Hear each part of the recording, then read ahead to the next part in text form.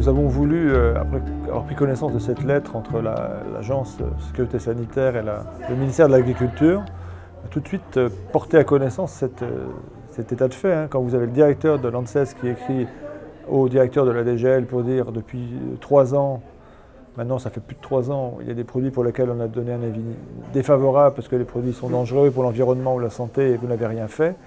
On ne peut pas, nous, association de protection de l'environnement et de la santé environnementale, ne rien faire et garder ça, bien sûr, par-devers nous. Donc notre but, c'est de faire savoir.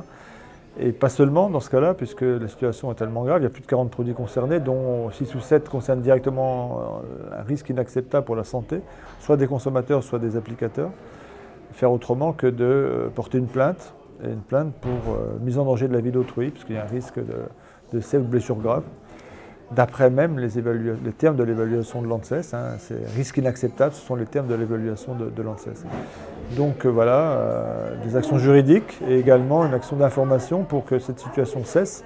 Si l'ANSES émet des avis sur des bases scientifiques, sur des points qui ne sont pas des points qu'elle a choisis comme ça en fonction de sa bonne ou sa mauvaise humeur, mais vis-à-vis des obligations que lui fait le règlement européen en matière d'évaluation, le ministère de l'Agriculture doit tenir compte de ces avis et ne peut pas faire comme s'ils n'existaient pas en juste laissant les produits sur le marché alors qu'elle sait que ce sont des produits dangereux. Et c'est pour ça que ça nous met aussi en obligation et en droit de poser une plainte, parce qu'ils étaient au courant que ces produits étaient dangereux, c'est écrit noir sur blanc sur les évaluations de l'ANSES. Donc situation grave qu'on espère pouvoir faire bouger rapidement.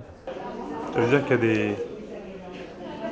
C'est peut-être pas des milliers, mais il y a beaucoup de gens, des jardiniers, des agriculteurs qui utilisent ça sans... Effectivement, il y a un certain nombre de produits dans les produits visés dont on a vérifié qu'effectivement la situation n'avait pas changé depuis la lettre de directeur de l'ANSES. Beaucoup de produits qui sont des produits dont l'emploi est autorisé au jardin, c'est-à-dire qu'on les vend dans les jardineries et les supermarchés pour les jardiniers amateurs. Donc, qui en plus, eux, ne sont pas protégés pour les employés, ni formés pour les employés. C'est pour ça d'ailleurs qu'il y a des restrictions supplémentaires pour eux.